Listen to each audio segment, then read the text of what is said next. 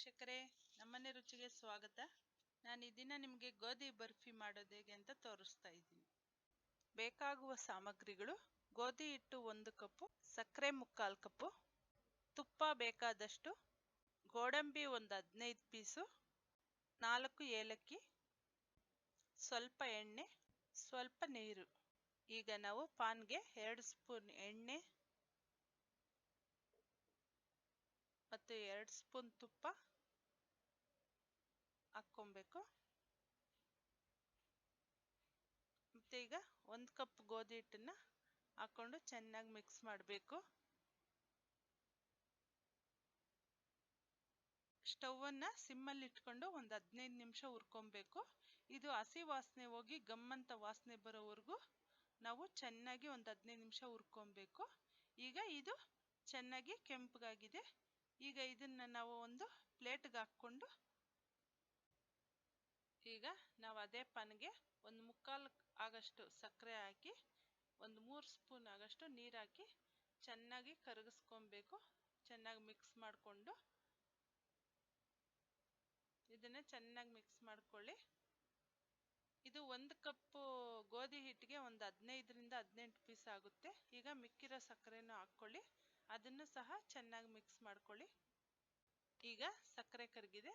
ನಾವೀಗ ಗೋಧಿ ಹಿಟ್ಟನ್ನು ಸ್ವಲ್ಪನೇ ಹಾಕ್ಕೊಂಡು ಚೆನ್ನಾಗಿ ಮಿಕ್ಸ್ ಮಾಡ್ಕೊಬೇಕು. ಅದು ಒಂಚೂರು ಉಂಡೆ ಇಲ್ದಿರೋ ಹಾಗೆ ಮಿಕ್ಸ್ ಮಾಡ್ಕೊಬೇಕು.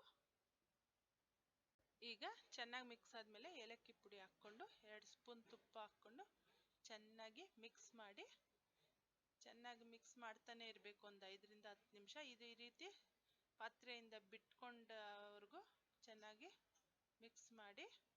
ಇದು ನೀವು ಹಸಿಟ್ಟು ಎಷ್ಟು ಚೆನ್ನಾಗಿ ಹುರ್ಕೋತಿರೋ ಗೋಧಿ ಹಿಟ್ಟು ಅಷ್ಟು ಚೆನ್ನಾಗಿ ಬರ್ಫಿ ಬರುತ್ತೆ. ಈಗ ಸ್ಟವ್ ಆಫ್ ಮಾಡಿದ್ಮೇಲೆ ಒಂದು ತಟ್ಟೆಗೆ ಸ್ವಲ್ಪ ತುಪ್ಪ ಹಾಕ್ಕೊಂಡು ಎಲ್ಲ ಸವರ್ಕೊಳ್ಳಿ.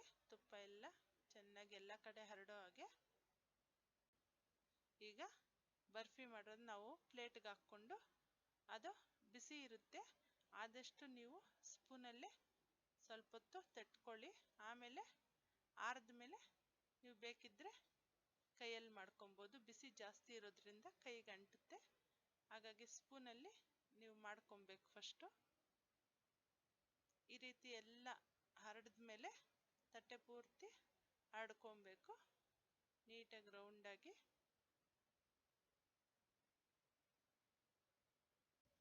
ಇದು ಒಂದು ಅರ್ಧ ಗಂಟೆ ಆರಕ್ಕೆ ಬಿಡಬೇಕು, ಯಾಕೆಂದರೆ ಬಿಸಿ ಇದ್ದಾಗಲೇ ಕಟ್ ಮಾಡೋಕ್ಕೆ ಹೋದರೆ ಸರಿಯಾಗಿ ಬರಲ್ಲ. ಹಾಗಾಗಿ ಚೆನ್ನಾಗಿ ಆರಿದ ಮೇಲೆ ನೀವು ಯಾವ ಆಕಾರ ಬೇಕೋ ಆ ಆಕಾರದಲ್ಲಿ ಕಟ್ ಮಾಡ್ಕೊಬೇಕು.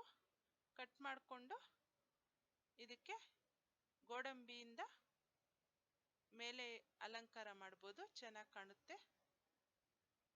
ಇದಕ್ಕೆ ಬೇಕಿದ್ರೆ ನೀವು ಗಸಗಸೆ ಒಣಕೊಬ್ಬರಿನೂ ಹಾಕ್ಕೋಬೋದು. ಈಗ ಗೋಧಿ ಬರ್ಫಿ ರೆಡಿಯಾಗಿದೆ.